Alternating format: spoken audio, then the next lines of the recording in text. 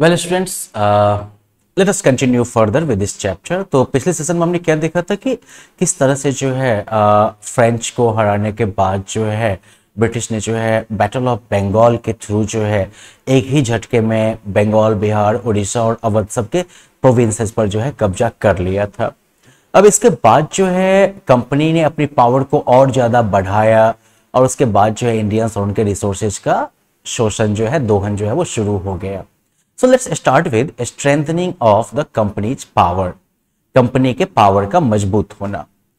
After the battles of Plassey and Buxar, the company took steps to strengthen their position in India. Plassey और बक्सर के युद्ध के बाद जो है कंपनी ने भारत में अपनी पोजीशन को मजबूत बनाने के लिए कदम उठाए।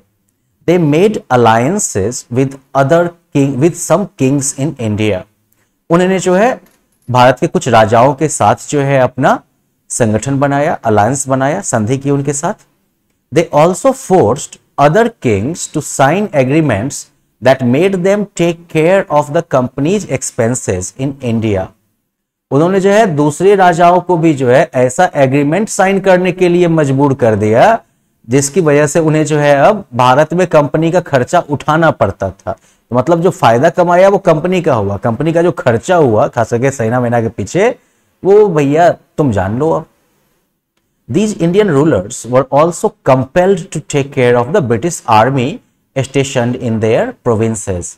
ये जो इंडियन रूलर्स थे उनको इस बात के लिए भी मजबूर किया गया कि उनके क्षेत्र में जो ब्रिटिश आर्मी तैनात थी उसका खर्चा वो देंगे। तो मतलब कि सेना ब्रिटिशर्स की, और खर्चा कौन उठाएगा? उन राज्यों का रूलर जिसके राज्य में उसको जो है तैनात कर दिया गया है ना। नाउ कंपनी के रूल की अगर आप बात करें, कंपनी का जो इंडिया में शासन रहा इसके बारे में अगर आप बात करें तो ये बहुत ही न्याय आधारित जो है व्यवस्था नहीं थी। The companies rule over India was not a fair one. Company का जो शासन था भारत पर वो जो है ईमानदारी पर नहीं था आधारित, वो न्याय पर आधारित नहीं था। The Indians were considered to be inferior to the British. Indians जो थे वो जो है ब्रिटिश से इंफीरियर माने जाते थे, उनसे जो है निचले स्तर के माने जाते थे। The Indians could not join the British services on higher posts.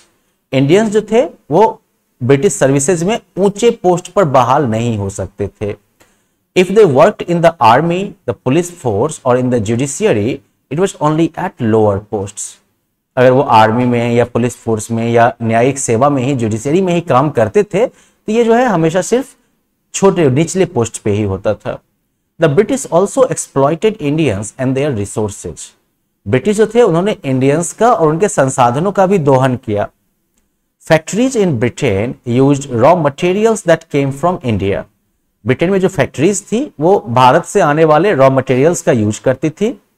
Pageants in India were therefore forced to grow crops that were required by the British factories.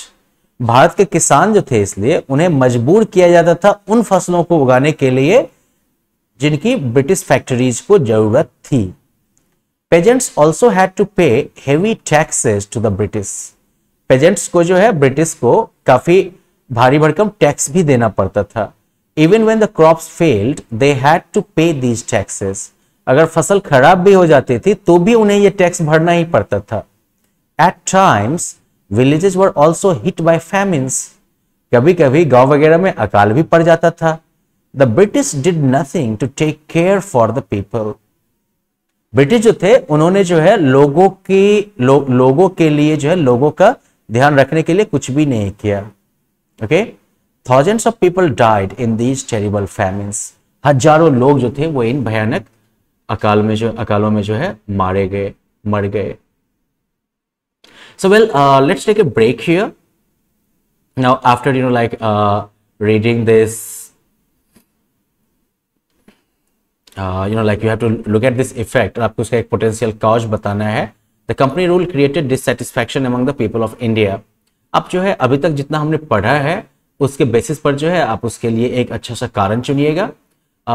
Also, go through the entire section once, so that you understand it properly.